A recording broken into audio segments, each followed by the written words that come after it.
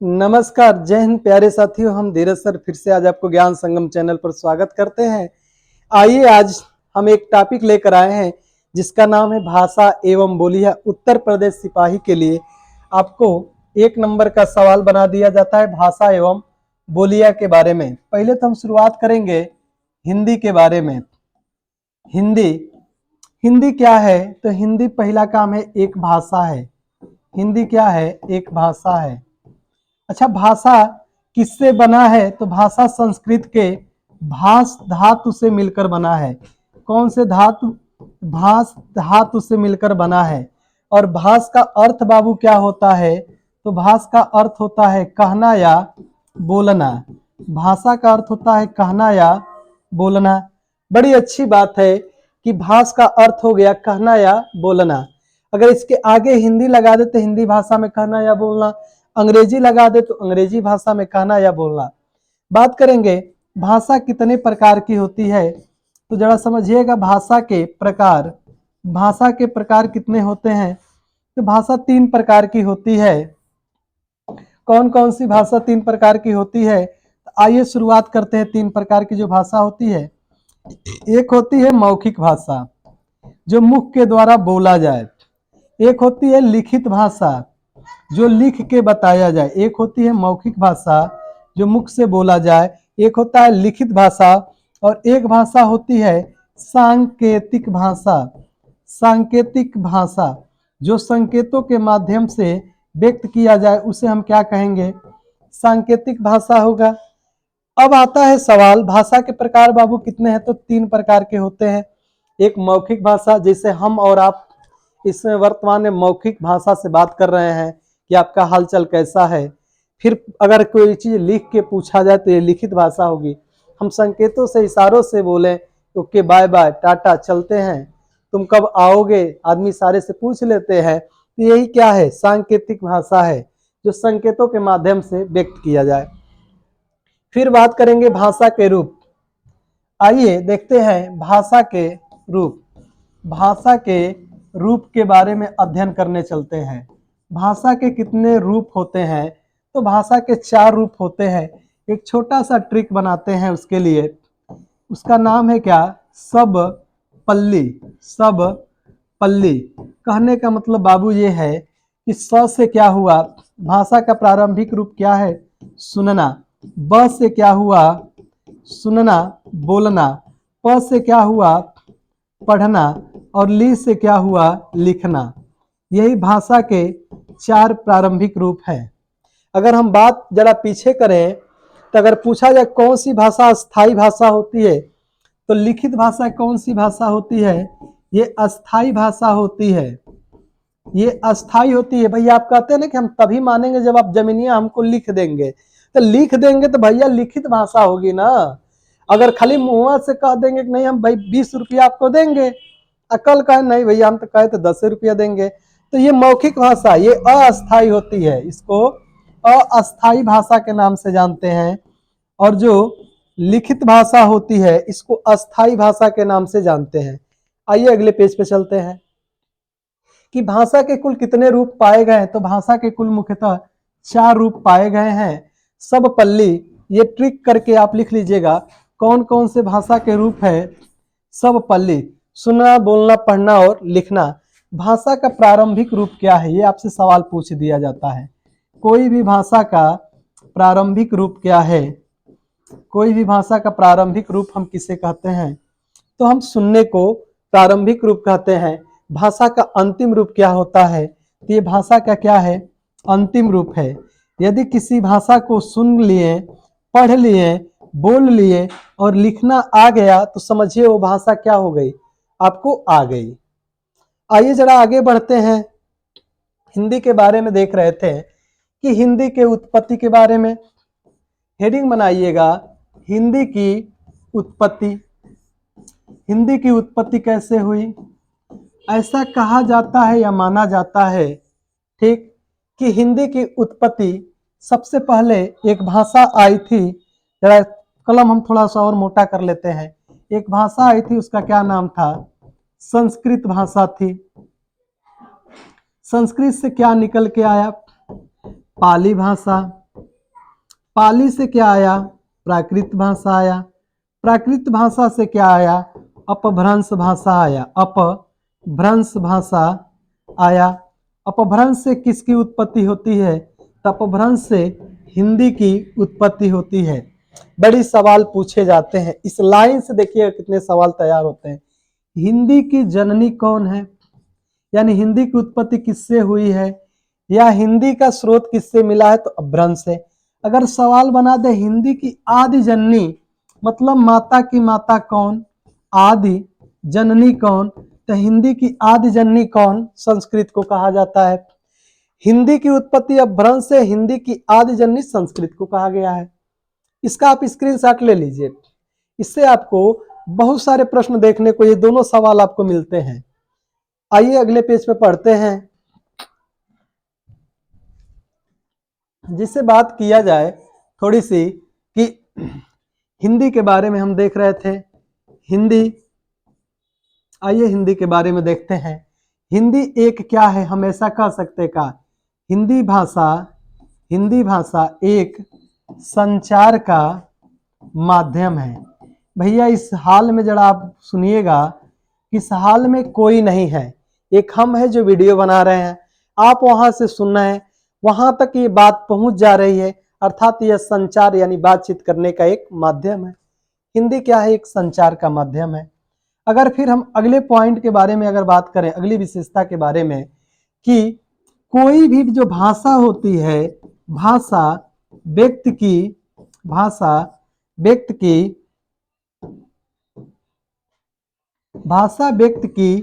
ठीक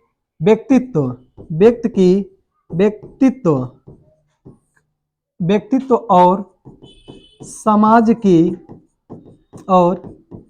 समाज की संस्कृति को दर्शाती है। समाज की संस्कृति को दर्शाती है।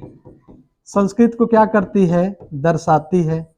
कोई भी भाषा है या व्यक्ति का व्यक्तित्व झलकता है, और समाज की संस्कृति की भाषा बोलने से पता चल जाता है भैया आप किस क्षेत्र से, आपका लहजा बता रहा है कि आप किस क्षेत्र से रहने वाले हैं, यानी व्यक्तित्व का भी पता चल जाता है और समाज के संस्कृति को भी दर्शाती है। अगला पॉइंट बात करें कि भाषा एक संप्रेषण का माध्यम है, ये भी कह सकते हैं भाषा एक संप्रेषण का माध्यम है। संप्रेषण का माध्यम है। कैसे संप्रेषण का माध्यम है? कि संप्रेषण का मतलब बातचीत करने का एक अच्छा माध्यम है, कि आप हिंदी भाषा के अध्याय से आप बात कर ले रहे हैं। अगर हम बात करें आगे, ये तो हम हिंदी के बारे में जाने हैं। आज जो चैप्टर पढ़ाने चल रहे हैं हिंदी भाषा एवं बोलियों के बारे में, जरा यहाँ ध्यान दीजिएगा। बोली किसको कहते हैं? बोली जो छोटे क्षेत्रों में, या कह लीजिए एक छोटे क्षेत्रों में बोली जाने वाली भाषा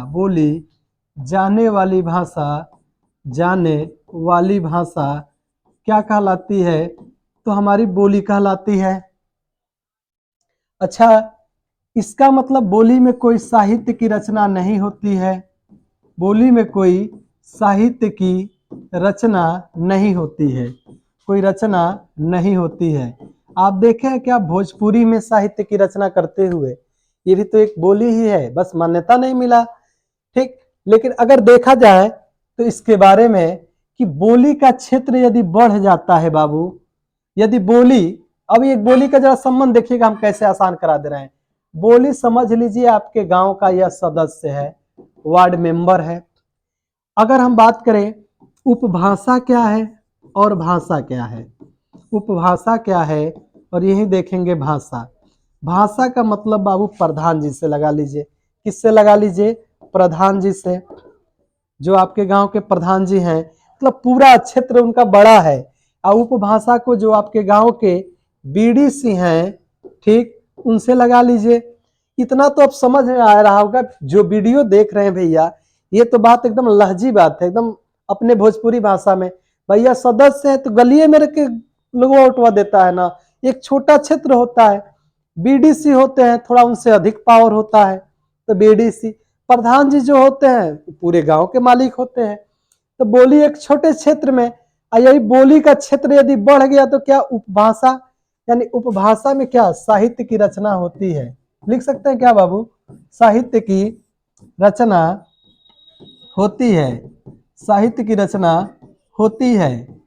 अगर यही उपभाषा और अधिक बढ़ जाता है कि अगर भारत में बात करें कि भारत में 180 मिलियन लोग हैं, 180 मिलियन लोग हिंदी को अपनी मातृभाषा मानते हैं। कितने लोग हिंदी को अपनी मातृभाषा के मानते हैं, मातृभाषा मानते हैं।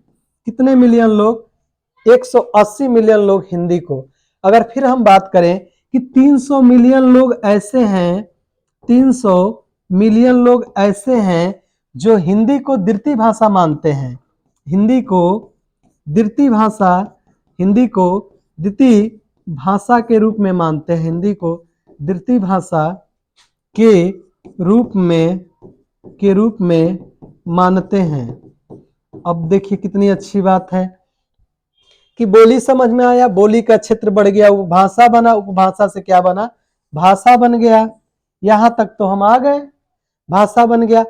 आगे हम देखते हैं इसके बाद कि अगर हिंदी भाषा एवं बोलियों की बात किया जाए तो एक ऐसा देश है जहां हिंदी पढ़ी लिखी बोली जाती है। कौन सा देश है, मॉरिशस एक ऐसा देश है जहां की जनसंख्या यानी 93.6% लोग, अगर कहिए एक तरह से संपूर्ण तो है भैया, 93% का मतलब संपूर्ण देशवे मान लीजिए, क्या बोलता है भैया, हिंदी बोलता है। मॉरिशस एक ऐसा देश है जहां संपूर्ण रूप से हिंदी पढ़ी लिखी बोली जाती है। हिंदी पढ़ी लिखी बोली जाती है। कौन से देश में बाबू, तो मॉरिशस देश में।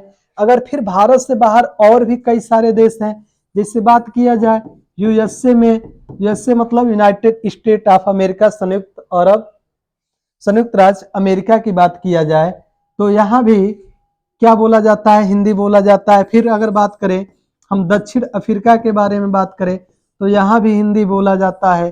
फिर अगर बात करें हम नेपाल देश में, तो नेपाल में भी 57% जनसंख्या ऐसी है जो हमारे हिंदी को पसंद करती है, यानी हिंदी बोलती है।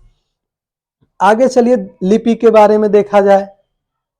लिपि क्या होता है, तो हिंदी की लिपि क्या है, देवनागरी। यानी जो लिखने के तरीके हैं ना, लिखने के तरीके को हम क्या कहते हैं, लिखने के तरीके को हम लोग लिपि कहते हैं, लिखने के तरीके को लिपि कहते हैं। हिंदी की लिपि क्या है, तो हिंदी की लिपि क्या है, हिंदी की लिपि देवनागरी है। क्या है, देवनागरी है। हिंदी की लिपि बाबू क्या है, देवनागरी है। ठीक, देवनागरी कैसे, जो भी भाषा अगर लेफ्ट से राइट लिखी पढ़ी जाती है उसे हम क्या कहते हैं, उसे हम देवनागरी के नाम से जानते हैं, उसको हम देवनागरी कहते हैं। जो बाएं से दाएं लिखी पढ़ी जाती है उसको हम देवनागरी कहते हैं। अगर देवनागरी कहा जाए यह संसार की सबसे बेहतरीन लिपि है, संसार की सबसे बेहतर लिपि है। संसार के सबसे बेहतर लिपि क्या है, तो हमारी देवनागरी लिपि है। अगर हम बात करें कि आइए एक जॉर्ज ग्रियर्सन है, इसके अनुसार जॉर्ज अब्राहिम ग्रियर्सन, इन्होंने 1927 में, कब, 1927 में यह बताया था कि हिंदी में 5 उपभाषाएं होती हैं। कितनी, हिंदी में 5 उपभाषा होती है और साथ ही साथ 18 क्या होती हैं, बोलियां होती हैं। किसने बताया था, तो जॉर्ज अब्राहिम ने बताया था सबसे पहले। ठीक, हिंदी के 5 उपभाषाएं और 18 बोलियों का। अगर हम बात करें हिंदी शब्द का पहली बार प्रयोग किसने किया था, तो सन होता है 1424 में उस व्यक्ति का नाम है सरफुद्दीन सरफुद्दीन यजदी ने एक ग्रंथ लिखा था, उसका नाम था जफरनामा। जफरनामा में इस हिंदी शब्द का पहली बार वर्णन किया था सरफुद्दीन यजदी ने अपने ग्रंथ जफरनामा में। हिंदी के जगह वह शब्द किसका व्यक्त किया था? हिंदी के जगह हिंदवी शब्द का प्रयोग पहली बार किसने किया था? तो सरफुद्दीन यजदी ने अपने ग्रंथ जफरनामा में किया था। लेकिन यही सवाल चेंज हो जाता है बाबू, पूछता है खड़ी हिंदी बोली के जनक कौन है? खड़ी हिंदी बोली के जनक, खड़ी हिंदी बोली के जनक कौन है? तो वह व्यक्ति है अमीर खुसरो। अमीर खुसरो, इन्हें भारत का तोता ए हिंद कहा जाता है। किनको? अमीर खुसरो को। पहली बार खड़ी बोली का प्रयोग इन्हीं ने ही किया था, हिंदी में खड़ी बोली का प्रयोग। आइए आगे चलते हैं। इन 5 उपभाषा और 18 बोलियों का क्षेत्र बिल्कुल अध्ययन किया जाएगा। जरा यहाँ आप एक प्रोफार्मा बनाइएगा कि आप यहाँ से बना लीजिए हिंदी का कैसे कैसे बांटा गया है। हिंदी को बांट दिया गया पहले क्या? पहले बांट दिया गया सौर श्रेणी में, सौर श्रेणी में। फिर बांट दिया जाता है हिंदी को, ठीक, मागधी में। अब फिर मागधी से क्या निकला था? एक होता है अर्धमागधी में, अर्धमागधी में। जरा यही ध्यान दीजिएगा, अर्धमागधी में। अब हम देखेंगे सौर श्रेणी से कितनी भाषाएं निकली। सौर श्रेणी से पहले आया था पश्चिमी हिंदी उपभाषा, पश्चिमी हिंदी उपभाषा आया। फिर क्या आया? राजस्थानी हिंदी उपभाषा आया। फिर क्या आया? पहाड़ी हिंदी उपभाषा आया। कौन सी भाषा? पहाड़ी हिंदी उपभाषा आया। मागधी से कौन सी भाषा निकली थी? तो मागधी से बिहारी हिंदी उपभाषा। कौन सी हिंदी बाबू? बिहारी हिंदी उपभाषा, उपभाषा। और अर्धमागधी से क्या निकली थी? अर्धमागधी से निकली थी पूर्वी हिंदी उपभाषा। कौन सी भाषा? पूर्वी हिंदी उपभाषा। पूर्वी हिंदी उपभाषा किससे निकल के आई थी? तो यह भाषा निकल के आई थी अर्धमागधी से निकल के आई थी। अब जरा समझने का आप मेरे साथ प्रयत्न करिएगा बाबू कि पूर्वी हिंदी उपभाषा, एक क्या है आपका बिहारी हिंदी उपभाषा है, 2 उपभाषाएं। एक क्या है? पहाड़ी हिंदी उपभाषा है, ये 3 उपभाषाएं हो गई। चौथी क्या है? राजस्थानी हिंदी उपभाषा है, ठीक। और 5वीं क्या हो गई? पश्चिमी हिंदी उपभाषा। यही तो हमारे पास 5 उपभाषाएं हैं। कहने का मतलब ये है कि देखिए बड़ी आसान है, इससे 1 नंबर का प्रश्न तो आएगा, 1 नंबर आपको दे के जाएगा। लेकिन जरा ध्यान दीजिएगा, अर्धमागधी में आया जब पूर्वी हिंदी, तो पूर्वी हिंदी के अंतर्गत भारत में क्या क्या बोली जाती है? तो देखिए ना, इसको लिखा जाता है अवधी, अवधी बघेली छत्तीसगढ़ी, अवधी बघेली छत्तीसगढ़ी, छत्तीसगढ़ी। ऐसा क्यों ना बाबू याद करें कि पूर्वी हिंदी में क्या बोला जाता है, तो क्यों ना याद करें एबीसी बोला जाता है। एबीसी मतलब अवध बघेली छत्तीसगढ़ी। अगर बिहारी हिंदी में क्या बोला जाता है? मामेव। मामेव का मतलब समझ रहे हैं? मामेव का मतलब होता है एक मगही बोली जाती है, ठीक। एक क्या बोला जाता है? एक मैथिली बोली जाती है। अच्छा, एक मगही हो गया, एक मैथिली हो गया, और एक क्या हुआ? भोजपुरी हो गया, ठीक। पहाड़ी हिंदी में क्या क्या बोली जाती है? तो लिख लीजिए, एक क्या होता है? कुमाऊनी बोली जाती है, और दूसरी भाषा क्या है? तो गढ़वाली है। कुमाऊनी और गढ़वाली कहाँ की भाषा है? तो ये पहाड़ी हिंदी उपभाषा की एक बोली है। राजस्थानी में क्या बोला जाता है? तिरपल यम जय। कहने का मतलब ये है, तिरपल यम यही लिख दे रहे हैं, तिरपल यम जय। इसे हमारा ट्रिक बनाया हुआ खुद का ट्रिक है, ठीक। अब पहाड़ के गढ़ में, यहीं से याद करिए, पहाड़ के गढ़ में बिहारी में क्या? मामभ, मा म अभ। मतलब क्या? मगही, मैथिली और भोजपुरी कहाँ? बिहारी में। पूर्वी का ट्रिक लिखे हैं क्या? एबीसी। इसका क्या हुआ? पहाड़ के गढ़ में। राजस्थानी में क्या हुआ, मारवाड़ी, मारवाड़ी, मेवाती, मेवाती, फिर क्या हुआ, मारवाड़ी, मेवाती, फिर क्या, मालवी हो गया, फिर क्या, जयपुरी हो गया। जरा हमारे साथ आप भी लिखने का कोशिश करिए, बिल्कुल आएगा। ये सवाल बहुत आसान है, निहायत आसान है। एक बार पढ़ेंगे, एक बार हम पढ़ा भी रहे हैं, रिवीजन करेंगे, एक बार नहीं समझ में आएगा इसको वीडियो को पुनः ओपन करिएगा, बिल्कुल है समझ में आएगा। पश्चिमी में कौन कौन सी भाषाएं बोली जाती है, तो पश्चिमी हिंदी में क्या बोली जाती है, एक खड़ी बोली बोली जाती है, चलिए लिख लीजिए, एक खड़ी बोली, एक क्या, ब्रज भाषा, ठीक, थोड़ा सा हम साइड हो गए हैं, ब्रज भाषा, एक क्या होती है, कनौजी होती है, कनौजी होती है, एक क्या होती है, बुंदेली होती है, जो बुंदेलखंड के क्षेत्रों में यानी छतरपुर में बोली जाती है, छतरपुर मध्य प्रदेश वाला।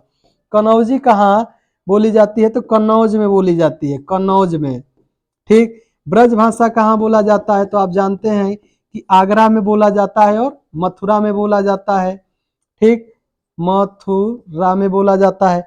खड़ी बोली कहाँ बोली जाती है, तो आप जानते हैं दिल्ली में, मेरठ में, सहारनपुर में, गाजियाबाद में, सहारनपुर में, गाजियाबाद में, इन्हीं सब जगहों पर क्या बोली जाती है, खड़ी बोली।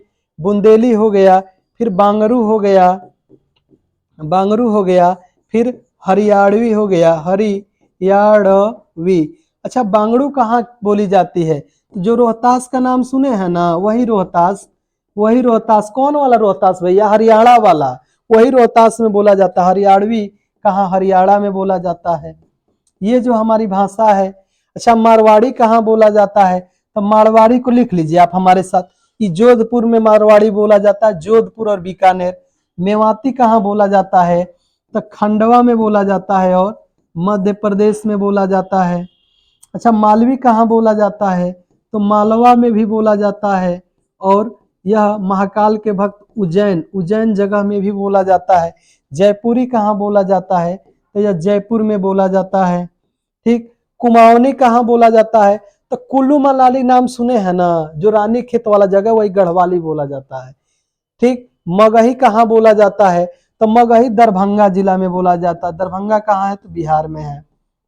मैथिली कहाँ बोला जाता है, तो मैथिली बोला जाता है आपके मगही, आरा जिला, आरा कह रहे हैं ये, इसको जरा थोड़ा सा हम इसको मिटका दे रहे हैं, आरा जिला नहीं, ये दरभंगा बोला जाता है, ठीक।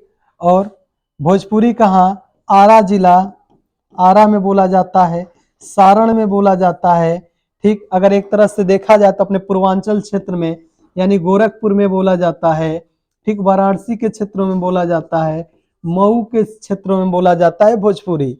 मैथिली जो है दरभंगा है, पूर्वी चंपारण, ये सब जो जिले हैं यहाँ मैथिली बोला जाता है। या रोहतास लिख लीजिए, रोहतास में भी यही बोला जाता है, मैथिली बोला जाता है। अवधि कहाँ, तो लखनऊ, रायबरेली, ठीक, प्रतापगढ़ और इलाहाबाद, इलाहाबाद यानी प्रयागराज में क्या बोला जाएगा, अवधि। बघेली कहाँ बोला जाता है, तो रीवा में बोला जाता है। छत्तीसगढ़ी कहाँ बोला जाएगा, तो जो रायपुर वाला क्षेत्र है वहीं क्या बोला जाएगा, छत्तीस। आप इसको एक प्यारा सा स्क्रीनशॉट लीजिएगा, एक प्यारा सा स्क्रीनशॉट लीजिए, फिर इसको और आगे तक समझाते हैं। चलिए आइए, फिर इससे पूछता है कि भोजपुरी का केंद्र कहाँ स्थित है, तो भोजपुरी का बाबू केंद्र कहाँ स्थित है, आपके आरा जिला, भोजपुर एक जगह है, वहीं से भोजपुरी की उत्पत्ति माना गया है। जो आपके आरा, छपरा, सिवान, उत्तर प्रदेश के कुछ प्रमुख जिलों में ये भाषाएं बोली जाती है भोजपुरी। मैथिली कहाँ, पूर्वी रोहतास, पूर्वी चंपारण में भी बोली जाती है, पूर्वी चंपारण लिख लीजिए, रोहतास। मगही कहाँ, दरभंगा में। पूर्वी हिंदी अवधि कहाँ से कहाँ तक, आपको याद होगा कि लखनऊ, लखनऊ, रायबरेली, ठीक, प्रतापगढ़ और इलाहाबाद। बघेली कहाँ, तो बघेली आपका कहाँ कहाँ बोला जाता है, बिल्कुल आप जवाब दे सकते हैं। बघेली कहाँ बोला जाता है, तो बघेली रीवा जिला में बोला जाता है, छत्तीसगढ़ रायपुर में बोला जाता है, ठीक। अच्छा, मारवाड़ी का, मारवाड़ी का भी लिख लीजिए, मारवाड़ी जोधपुर बीकानेर, मारवाड़ी का लिख दे रहे हैं यहीं पर, जोधपुर और बीकानेर में क्या बोला जाता है? मारवाड़ी बोला जाता है। ठीक, फिर हम मिलेंगे अगले नेक्स्ट वीडियो में। तब तक के लिए जय हिंद प्यारे साथियों। राष्ट्र हित में शिक्षा बाय धीरज सर।